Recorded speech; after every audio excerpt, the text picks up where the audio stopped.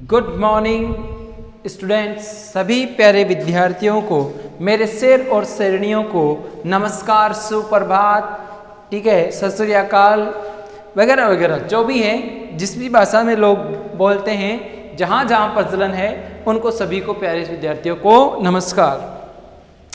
प्यारे विद्यार्थियों, मैं आशा कर रहा हूँ कि आप इस दौरान जो कोविड-19 को आप मात दे रहे हो, वास्तव में ये दौर है जो बड़ी मुश्किल का दौर है। इसमें आप दृढ़ निश्चय होकर, साहसी होकर, अपने हौसलों की बुलंद करते हुए, इसमें समय का सदुपयोग करते हुए अपने जो लक्ष्य है उसको प्राप्त करने की कोशिश में लगे हुए हैं और ज़रूर हासिल करेंगे, मैं आशा करता हूँ। और अपन जिस विषय की बात कर रहे थे प्यारे विद्यार्थियों, सब उससे वाकिफ़ हैं। बिल्कुल हम राजनीतिक विज्ञान की बात कर रहे हैं, पॉलिटिकल साइंस जो पढ़ रहे थे, और उसमें अपन जिस पॉइंट की बात कर रहे थे वो है आपका पॉलिटिकल कल्चर, राजनीतिक संस्कृति। उससे पहले मैं आपको बता दूं, ये वीडियो आपको बहुत अच्छा लगेगा, मैं आशा करता हूँ आपको समझ में आएगा। आप इस वीडियो को ज़्यादा से ज़्यादा लाइक करें, शेयर करें और सब्सक्राइब करें। उसके साथ साथ कहीं दिक्कत हो तो कमेंट्स भी करेंगे।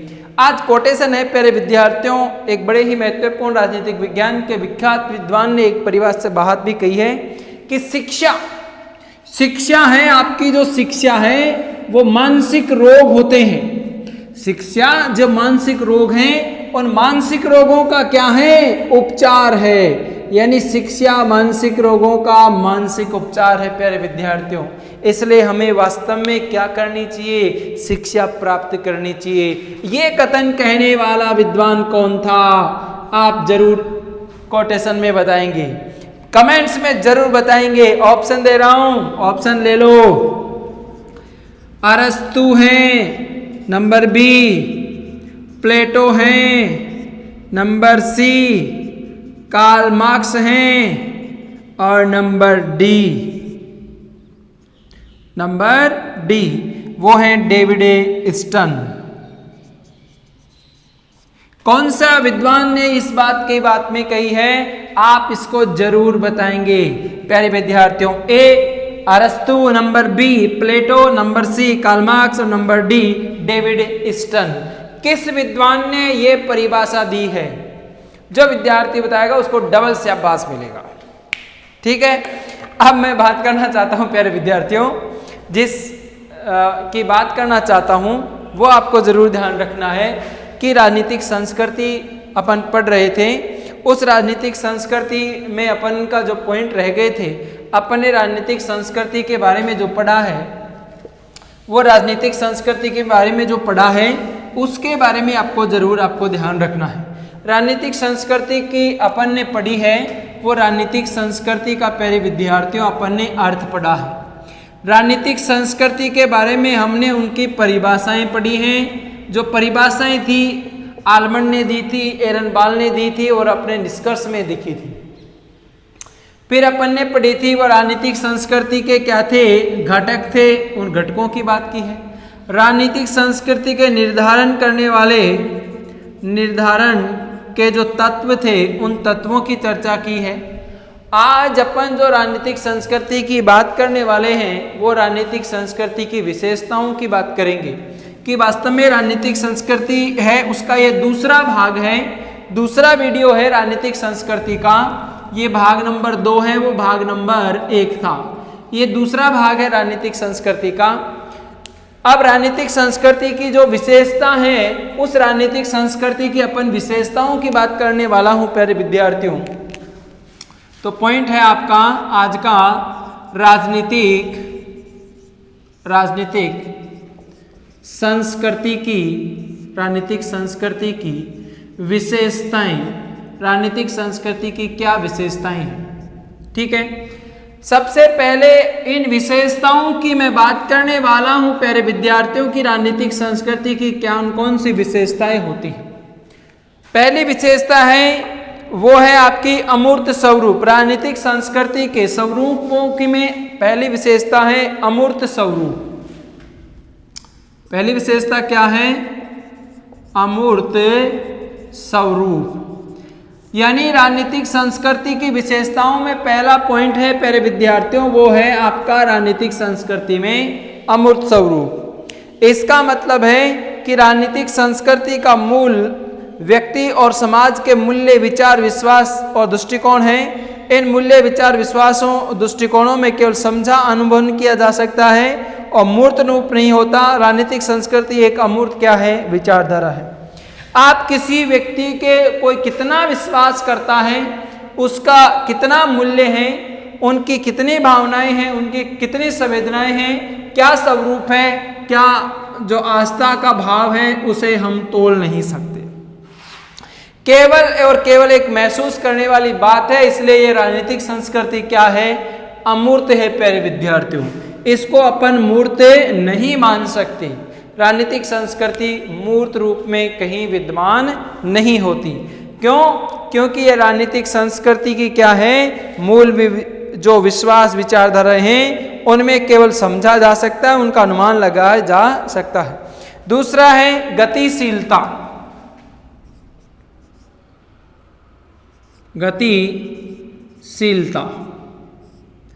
गतिशीलता राजनीतिक संस्कृति का दूसरा ही पॉइंट है कि इसकी विशेषताओं में गतिशीलता पाई जाती है। तो वास्तव में राजनीतिक संस्कृति की गतिशीलता में देखें तो व्यक्ति और समाज के जीवन के मूल्य, विचार, विश्वास, दृष्टिकोण परिस्थिति के अनुसार क्या होते हैं? बदलते जाते हैं। और राजनीतिक संस्कृति में निरंतर परिवर्तन रहता है। और राजनीतिक संस्कृति क्या है? गत्यात्मक अवधारणा है। क्यों? क्योंकि ये जैसे हमेशा टिके नहीं रहते, अमूर्त होते हैं। ये आपके जो विचार, विश्वास से संस्कृति है वो आपस में बदलती रहती हैं, एक जगह स्थिर नहीं रहती। इसलिए ये क्या है? गत्यात्मक प्रक्रिया है, निरंतर चलने वाली प्रक्रिया है। क्योंकि व्यक्ति के जो ट्रेंड हैं, उसके विचार हैं, वो एक स्थिर नहीं रहते। उसके विचार बदलते रहते हैं, उसकी सोच बदलती रहती है, उसका अनुभव बदलता रहता है।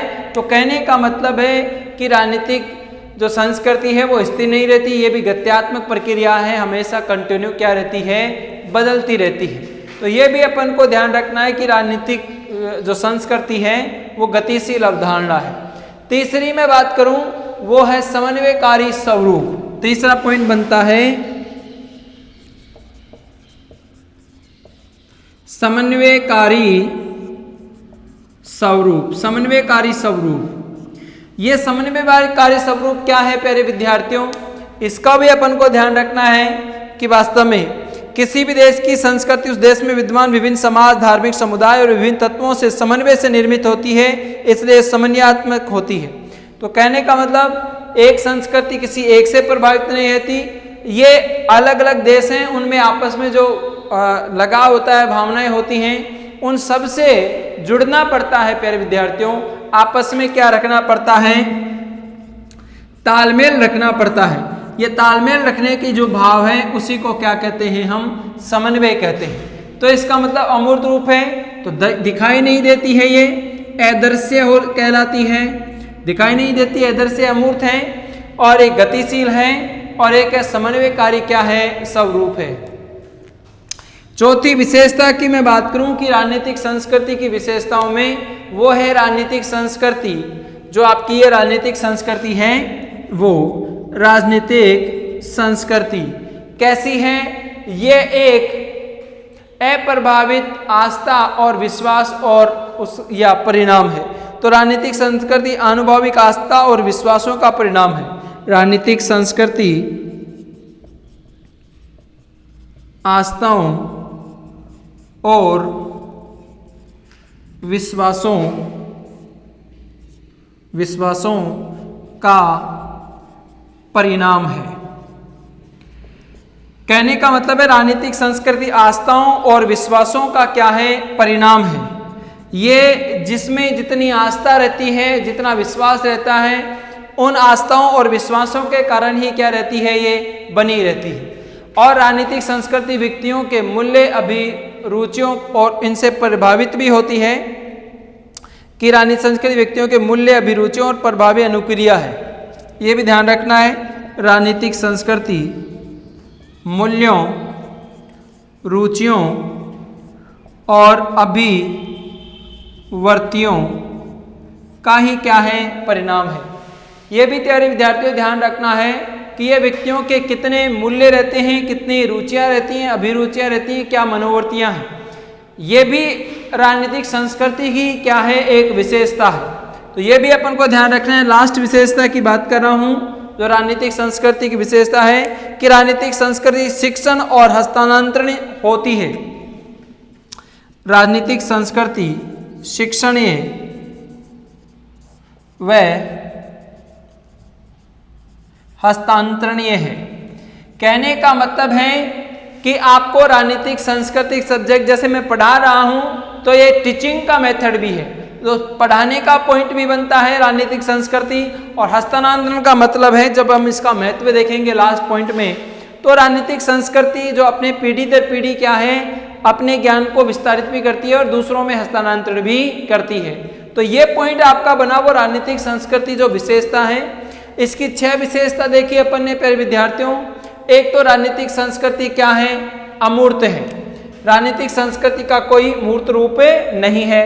एक है राजनीतिक संस्कृति क्या है, गतिशील है, उसमें विचार बदलते रहते हैं व्यक्तियों के, तो गतिशील हो गई, गत्यात्मक अवधारणा हो गई। एक समन्वयकारी का मतलब आपस में ये तालमेल भी बनाए रखते हैं, समन्वयकारी स्वरूप हो गया। राजनीतिक संस्कृति आस्था और विश्वासों का क्या है, परिणाम है, तो ये जरूरी है कि उसमें आस्था भी होनी चाहिए, विश्वास भी होने चाहिए। और ये राजनीतिक संस्कृति मूल्य, रुचियों, अभिरुचियों और अभिवृत्तियों का परिणाम है।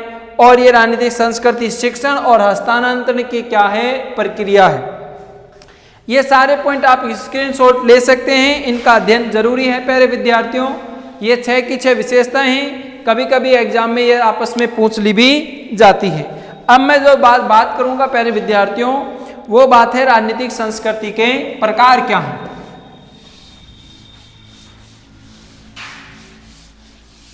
राजनीतिक संस्कृति के प्रकार क्या प्रकार हैं, संस्कृति के प्रकार, राजनीतिक संस्कृति के क्या हैं प्रकार।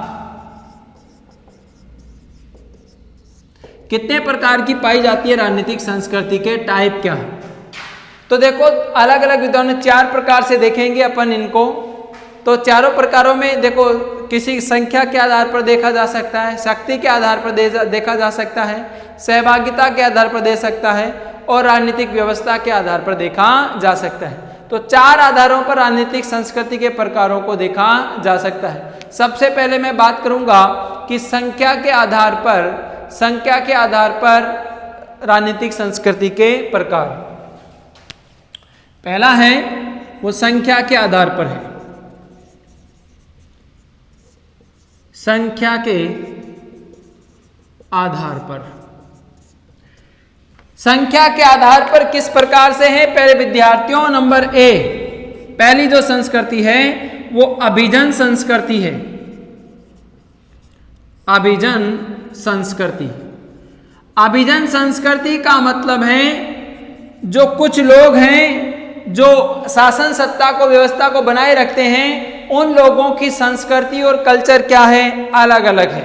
यानी वो संस्कृति, उनकी रहन सहन, खान पान, रहन सहन का तरीका वो है। इसको मैं दिल्ली की संस्कृति बोल सकता हूँ, वर्ग विशेष की संस्कृति बोल सकता हूँ। दूसरी है वो जनसाधारण की संस्कृति है, जनसाधारण की संस्कृति, यानी सामान्य रूप से जो लोग रहते हैं उनकी संस्कृति की यहाँ पर बातें कर रहा हूँ। तो संख्या के आधार पर अभिजन संस्कृति की बात की है, जिसमें शासन सत्ता के लोग सरकारी निर्णयों में सहभागी होते हैं, उत्तरदायी होते हैं, उनको अभिजन कहते हैं। अभिजन अल्पसंख्यक होते हैं, अल्पसंख्यक होते हैं और सामाजिक राजनीतिक कार्यों में उनकी भूमिका रहती है। जबकि जनसाधारण की संस्कृति साधारण लोगों की है, सरकारी निर्णयों में कोई भूमिका नहीं थी, आस्था, व्यवहार, कार्य पद्धति अलग अलग होती हैं और ये जनसाधारण संस्कृति रहती है।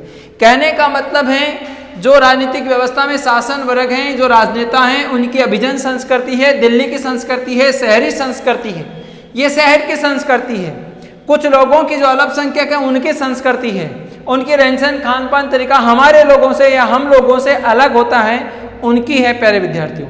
ये हमारी संस्कृति है, जनसाधारण की संस्कृति, जनता की संस्कृति है। जो वास्तव में हमारी संस्कृति है, हमारा रहन सहन, खान पान, जो व्यवस्था में, शासन सत्ता में हमारा ज़्यादा कोई योगदान नहीं रहता, वो जनसाधारण की संस्कृति कहलाती है।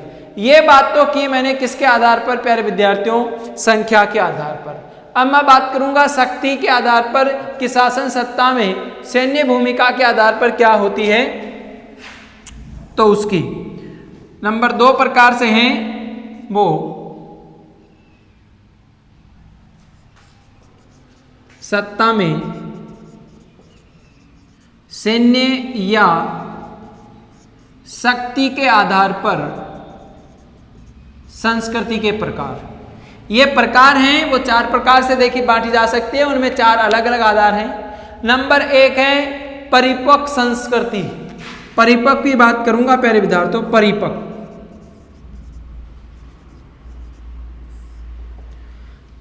परिपक्व संस्कृति, ये वास्तव में इसमें पूरा का पूरा रोल किसका होता है प्यारे विद्यार्थियों, सेना का होता है। सेना का प्रभाव रहता है यहाँ पर।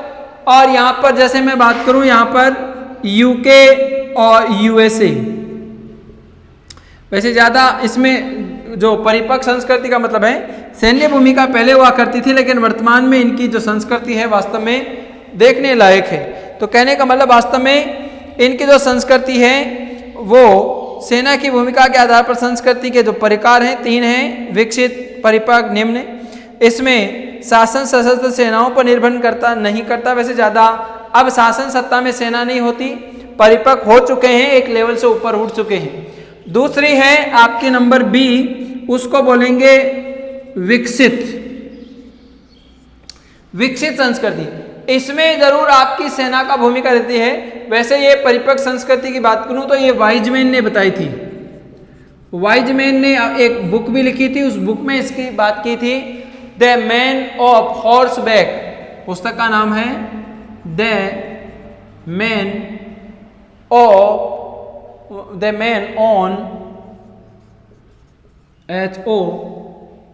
HORSE हॉर्स, बी बैक है, BAC के बैक। तो इसका मतलब है ये बुक है जो वाइजमैन ने बताई और इसने इसकी क्या की है, व्याख्या की है, जिसने इसके 3 रूप बताए हैं, 3 प्रकार भी बताए हैं। ये पाई जाती है जो विकसित, इसमें सेना का प्रभाव होता है। किसका प्रभाव होता है? सेना का प्रभाव होता है, सैन्य दबाव होता है, सेना का प्रभाव या दबाव। जिसमें मैं बात करूं पहले किस राष्ट्र में है, तो ये देखो क्यूबा में है, मिस्र में है, पाकिस्तान में है। जैसे पाकिस्तान का नाम सुना है, पाक में है, मिस्र में है, क्यूबा में है। इसका प्रभाव रहता है प्यारे विद्यार्थियों। इसकी बात करूं तो तीसरा जो बात करूं वो निम्न है, जो निम्न आधार पर निम्न संस्कृति है। ये निम्न संस्कृति रहती है जिसमें लोग कम संगठित रहते हैं। लोग संगठित कम हैं लोग। और ये राष्ट्र कौन से हैं जो बेचारे कमजोर हैं? Libya, Syria, Myanmar. देखो लीबिया इसमें आता है, सीरिया इसमें आता है और एक आता है म्यांमार। ये हैं वो सेना तो देखो तीनों जगह रहती है, लेकिन ये परिपक्व हो चुके हैं। ब्रिटेन और अमेरिका, यानी ब्रिटेन और अमेरिका में सेना का प्रभाव कम है, अब वहां पर विकसित हो चुके हैं। अब विकसित सेना में पाकिस्तान, मिस्र, क्यूबा में पाई जाती है। निम्न में क्या है? Libya, Syria, Myanmar. तो संख्या के आधार पर अपन ने देखा कि संख्या के आधार पर क्या है, अभिजन संस्कृति और जनसाधारण की संस्कृति है संख्या को लेकर, और एक है शासन सत्ता में सेना को लेकर। इनका वास्तव में क्या प्रभाव है, कितनी सहभागिता से ये संस्कृतियां आपस में बनी हुई है। इन संस्कृतियों के प्रकार देखे हैं। तो बात करूं प्यारे विद्यार्थियों परिपक्व संस्कृति में, तो परिपक्व संस्कृति में सशस्त्र सेनाओं पर निर्भर नहीं करते, बल्कि ब्रिटेन, अमेरिका आदि हैं। विकसित संस्कृति है, इस विकसित संस्कृति में क्या प्रभाव रहता है, जिसमें विकसित संस्कृति में जो प्रभाव रहता है वो असैनिक सरकारों का बना रहना है, खतरा बना रहता है। क्यूबा इनमें सरकार कभी गिर सकती है, और सैन्य सत्ता प्रभाव रहती है और लोग संगठित कम रहते हैं, वो निम्न संस्कृति है लीबिया में इनमें। ठीक है प्यारे विद्यार्थियों, ये आपको ध्यान रखना है। ठीक है, ऐसी फाइनर की पुस्तक है। वाइजमैन तीसरे प्रकार पर बताएगा। तीसरी मैं बात करूं यहाँ पर सहभागिता के आधार पर जो वाइजमैन फिर आगे यहाँ पर बताएगा कि सहभागिता के आधार पर इनके प्रकार क्या है। तो ये आपको प्यारे विद्यार्थियों मैंने आपको बताई है बातें, उसका जरूर ध्यान रखना है। संख्या के आधार पर अभिजन संस्कृति कुछ लोगों की शासन सत्ता में, एक जनसाधारण की संस्कृति जो सामान्य संस्कृति है। एक शासन सत्ता में सैन्य संस्कृति की बात जो बताई ऐसी फाइनर ने बताई है। इस फाइनर ने the man on horse back book लिखी और इसके संख्या के जो प्रकार हैं संस्कृति के परिपक्व, विकसित और निम्न संस्कृति की इसने क्या की है, चर्चा की है। यह आपको जरूर ध्यान रखना है। अब मैं बात करूं जो आगे बात बताएगा राजनीतिक संस्कृति के प्रकार, वो है वाइजमैन अपनी पुस्तक में जरूर बताएगा प्यारे विद्यार्थियों सहभागिता के आधार पर। नंबर 3 सहभागिता। सहभागिता के आधार पर संस्कृति के प्रकार क्या है। तो इसने दो रूपों में बताए हैं, एक तो विशुद्ध शुद्ध रूप में और एक है मिश्रित रूप में। दो प्रकारों में देखे हैं। एक तो किस रूप में बताए हैं प्यारे विद्यार्थियों, विशुद्ध रूप में, विशुद्ध रूप में, और एक बताए हैं प्रकार वो किस में बताए हैं, मिश्रित रूप में। दो रूपों में इसने इस राजनीतिक संस्कृति के प्रकार बताए हैं। इसने जो बताए हैं इसको बताने वाला था वाइजमैन, और वाइजमैन ने जो बताया है वो पुस्तक है पॉलिटिकल सिस्टम,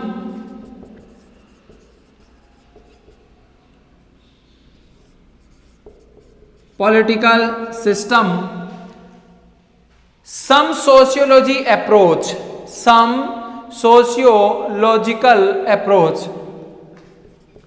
सम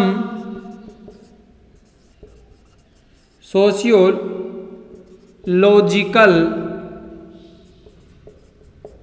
अप्रोच। इस सम सोशियोलॉजी अप्रोच पुस्तक में पॉलिटिकल सिस्टम सम सोशियोलॉजी अप्रोच में वाइजमैन ने संस्कृति के 3 प्रकार बताए हैं और वो सहभागिता के आधार पर बताए हैं। इसमें एक तो रूप बताया विशुद्ध रूप से और एक है मिश्रित रूप से। अब इसने जो 3 रूप बताए हैं वो किस रूप में बताए हैं। नंबर 1 पहला बताया है संकुचित राजनीतिक संस्कृति, संकुचित राजनीतिक संस्कृति, यानी संकुचित राजनीतिक संस्कृति पहला विशुद्ध रूप बताया है। नंबर बी दूसरे पर है वो है आपका अधीनस्थ या पराधीन राजनीतिक संस्कृति, अधीनस्थ या पराधीन राजनीतिक संस्कृति। और तीसरा जो प्रकार बताया है सहभागी राजनीतिक संस्कृति, सहभागी राजनीतिक संस्कृति। संकुचित राजनीतिक संस्कृति बताया है अधीनस्थ यानी पराधीन, और एक बताया है वो बताया है सहभागी राजनीतिक संस्कृति। ये तो वाइजमैन ने 3 प्रकार विशुद्ध रूप से बताए हैं। 3 इसने बताए वो मिश्रित रूप से बताए हैं, वो भी ध्यान रखने हैं प्यारे विद्यार्थियों। पहला बताया संकुचित प्रजाभावी, संकुचित प्रजाभावी संस्कृति। नंबर बी 2 पर बताया उसने जो बताया प्रजाभावी सहभागी, प्रजाभावी सहभागी। और तीसरा जो सी बताया उसने प्यारे विद्यार्थियों वो संकुचित सहभागी बताया, संकुचित सहभागी बताया। ये 3 प्रकार उसने मिश्रित रूप से बताए हैं। देखो संकुचित प्रजाभावी और प्रजाभावी फिर कहां पर आ गया प्यारे विद्यार्थियों, ये प्रजाभावी कहां पर आ गया, ये यहां पर आ गया। फिर यहां पर सहभागी बताया, संकुचित के साथ फिर सहभागी कहां पर आ गया, ये यहां पर आ गया। तो कहने का मतलब है प्यारे विद्यार्थियों 3 शुद्ध रूप बताए हैं और 3 क्या बताए हैं, मिश्रित रूप बताए हैं। तो सहभागिता के आधार पर संकुचित राजनीतिक संस्कृति, अधीनस्थ या पराधीन राजनीतिक संस्कृति और सहभागी राजनीतिक संस्कृति। मिश्रित रूप में संकुचित प्रजाभावी, प्रजाभावी सहभागी और संकुचित सहभागी रूप इसने बताए हैं। आप इनका भी स्क्रीनशॉट ले लें। ये पूछ सकता है यहाँ पर राजनीतिक संस्कृति के बारे में वाइजमैन ने किस पुस्तक में बताई है? पॉलिटिकल सोशलिज्म, पॉलिटिकल सिस्टम सम सोशलिज्म अप्रोच में ये बात बताई है। 3 निश्चित रूप बताए हैं और 3 क्या बताए हैं? मिश्रित रूप बताए हैं। ये राजनीतिक संस्कृति के क्या बताए हैं? प्रकार बताए हैं।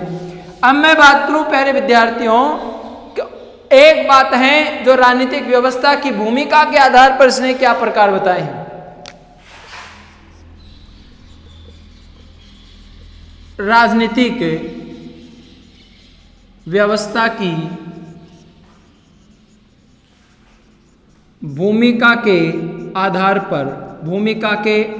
पर इसके राजनीतिक संस्कृति के क्या प्रकार बताए हैं? 4 प्रकार बताए हैं प्यारे विद्यार्थियों। बड़ा ही मोस्ट क्वेश्चन है आपका, वो 4 प्रकार आपको ऐसे कैसे याद रखने हैं। पहला प्रकार है वो आंग्ल अमेरिकी राजनीतिक संस्कृति है। आंग्ल अमेरिकी राजनीतिक संस्कृति, आंग्ल अमेरिकी राजनीतिक संस्कृति इनका पहला प्रकार है। इस आंग्ल अमेरिकी राजनीतिक संस्कृति का मतलब यहां पर है कि आप इस प्रकार की राजनीतिक संस्कृति में अपने लक्ष्यों, साधनों और विषयों में आम सहमति रखते हो, राजनीतिक व्यवस्था को निर्धारित नियमों के आधार पर संचालित करते हो। ब्रिटेन, अमेरिका और स्विट्जरलैंड की जो संस्कृति है वो ऐसी संस्कृति है। चाहे आप यूके की ले लो, यूएसए की ले लो और स्विट्जरलैंड की संस्कृति ले लो, वो आपकी विकसित रूप से इसी प्रकार की संस्कृति का क्या है? भाग है। दूसरी मैं बात करूं महाद्वीपीय यूरोपियन राजनीतिक व्यवस्था।